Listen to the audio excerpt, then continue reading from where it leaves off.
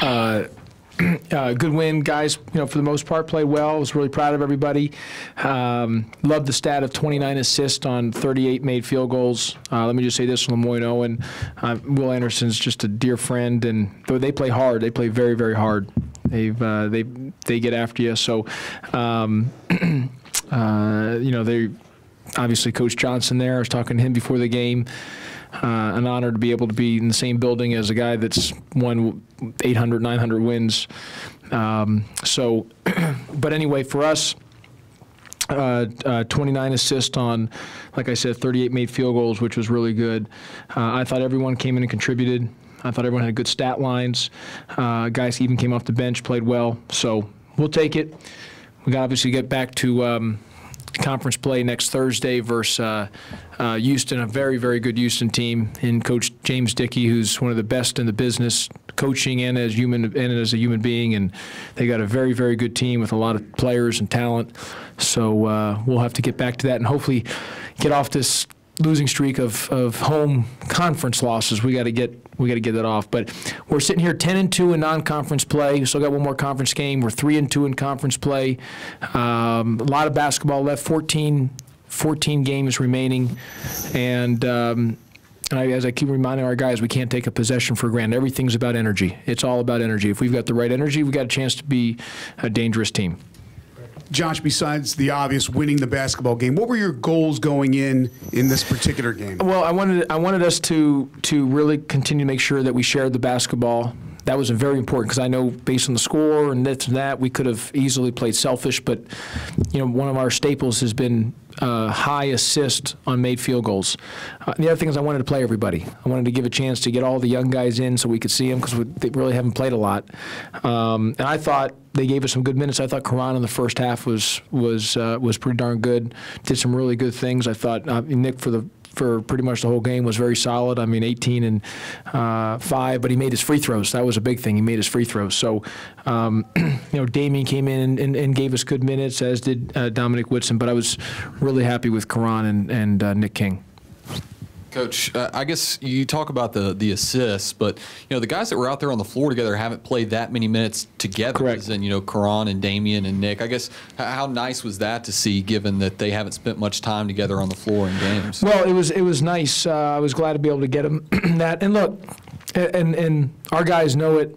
I've been very, very upfront. I'm not a coach that plays mind games. I'm not into playing mind games. I'm very direct. I believe in positivity, but I'm very direct. I'm not into telling guys, hey, you're going to play this, and then you don't play. I mean, I've been upfront with everyone about a rotation, and I'm not a guy that plays 9, 10, 11 guys deep. So guys got to just be ready, and Nick and Karan and Dom and Damian, everyone's just got to be ready. You know, I mean, Austin and Shaq. I didn't play David Pelham a lot today because of his injury, so that's why we held him out. But I just think it's important that with our front court and then with those guards, they can do the job for us. It just makes it tough. Now, if we're not playing well, we're struggling, maybe we need to go a little deeper. But none of our guys on our team can ever say that they don't know where they stand. That's very, very important to me. I'm, you know, black and white on that, and so, but what it shows is the future bodes very well for us and for those young guys, and they're going to be good, and they got to stay ready. I mean, you just never know on how games go. Got to be ready. I thought today Chris's pace was really good. He was talking, he was chatterbox, he had great energy, he was locked in. And when he's that way, our team is so much better. I mean, it's just, our team is just a different team. And he wasn't like that against UConn. He wasn't like that against Cincinnati. But he was like that against South Florida. He was like that against Temple and Louisville. And it's just so important for him to be talking out there and alert. When he's talking and really alert and directing traffic and has great pace, our team is that much better because you know, he's got the ball in his hand a lot of times, and he's our most cerebral player of anybody. He's such a high IQ. So the more he's alert and talking and chattering and with the right messages out there and not letting little things bother him, it just makes our team that much different and that much better. Coach, back on Karan Iverson, he mentioned prior to you getting in here that coming out of high school, he was the main guy on his team. Yep. To score on offense. And we got here is like a new atmosphere when you got 5 seniors, and he has to take the back seat. Yep. So what did you tell him when he first got here? What was at stake? Far as him, getting a lot of playing time. Well, I've never promised anyone a single minute or a starting spot in recruiting. So I have never ever done that, never will do that.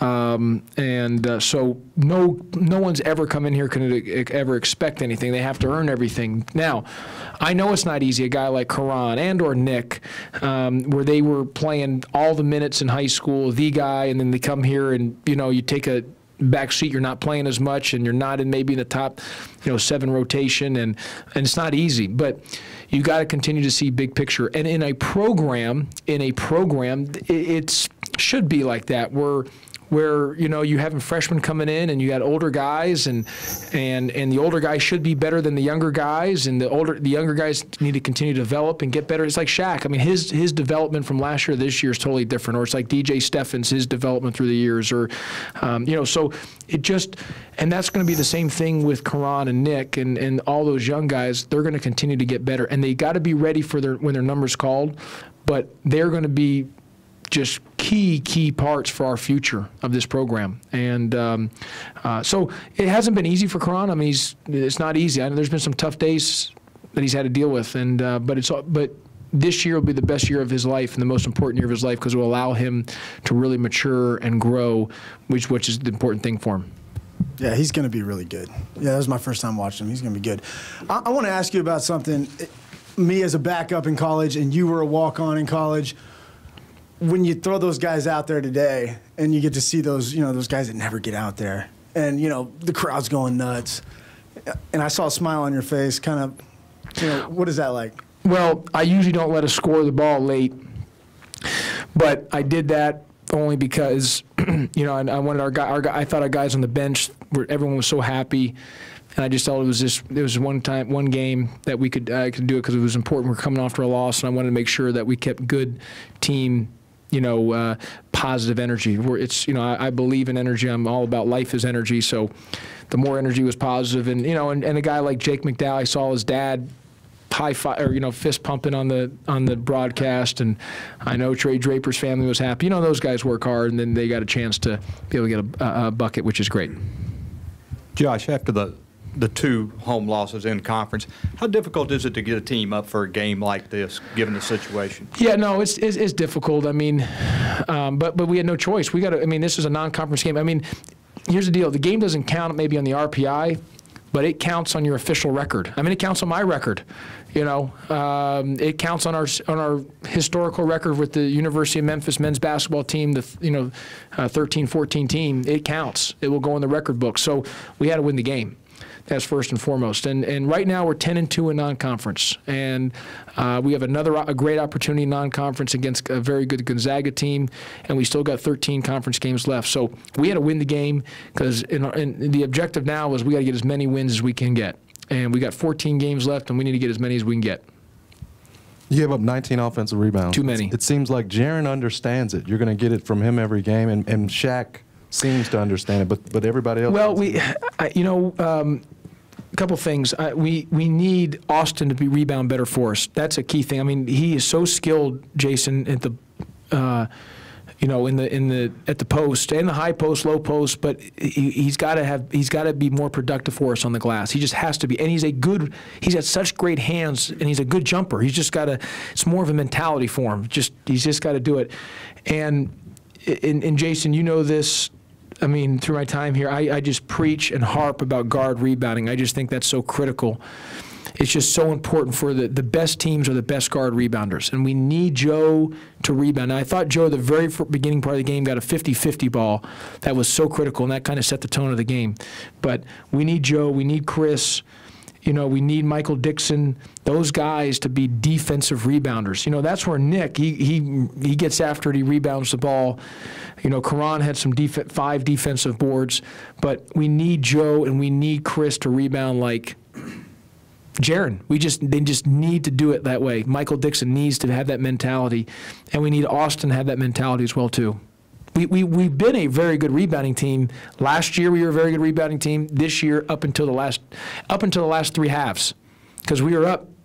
You know, we were 19-14 in the first half versus UConn. They got us 28 the second half, 20-8, and then this game only +1. Coach, I know you weren't happy with Austin on the glass, but I guess assess his performance here in the last 3 weeks, because now three out of the last 4 games he scored in double figures, which is a step up from where he was. Austin just, I mean, 6 for 6. He's just so darn skilled. He can block shots. The only thing Austin's not doing right now, he's getting better defensively. He's still got to be better rotating over and attacking drivers, but he's just got to be better on the glass. If he can get to where he's getting 6-7 boards a game, and the way he's scoring, it just elevates. And I thought today the way he ran the rim runs, because he's such a good runner, that was important too.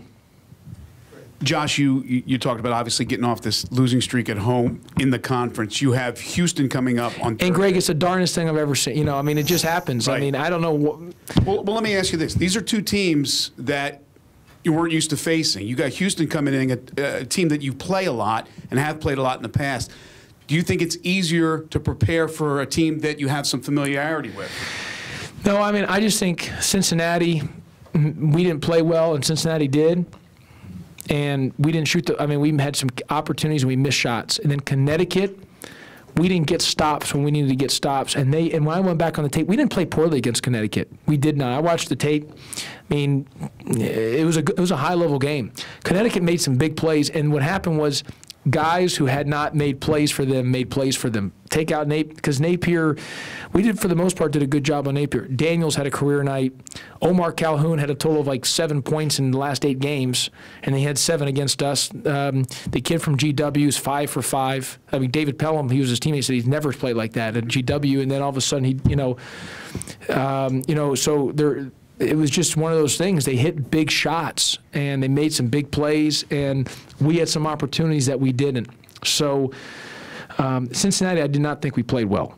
Connecticut, we just, and they got some second chance points. So I don't think it matters if it's Houston, South Florida, because in this league, everyone's good. Everyone is really good, and we're not in any position. I mean, we've got to win the games. I mean, it's our back, we got the mentality, our back's against the wall. We've got no option. I mean, we've got to play desperation mode. I mean, and it's not a panic mode. I'm not. There's no need to panic, but I'm just saying we've got to have that mentality because, I mean, if you're going to want to win the American, and you're going to have to. I mean, we've got to get on a major win streak if we're going to want to win the regular season conference. That's critical. Yeah, but I wasn't saying that they're going to be easier, Houston. I'm saying, is it easier to prepare for a team you're used to playing? I don't think it matters whether it's Houston or anyone else in the league. From top to bottom, everyone's good. I mean, everybody's good in this league. Everyone is well coached. I mean, there's just good players left and right. So we're going to have to be really good on whoever we play. And it doesn't make it easier or harder. It just means we got to just get the job done. I mean, there's just no ifs, ands, or buts about it. We've got an older team in the backcourt. We've got 4 senior guards.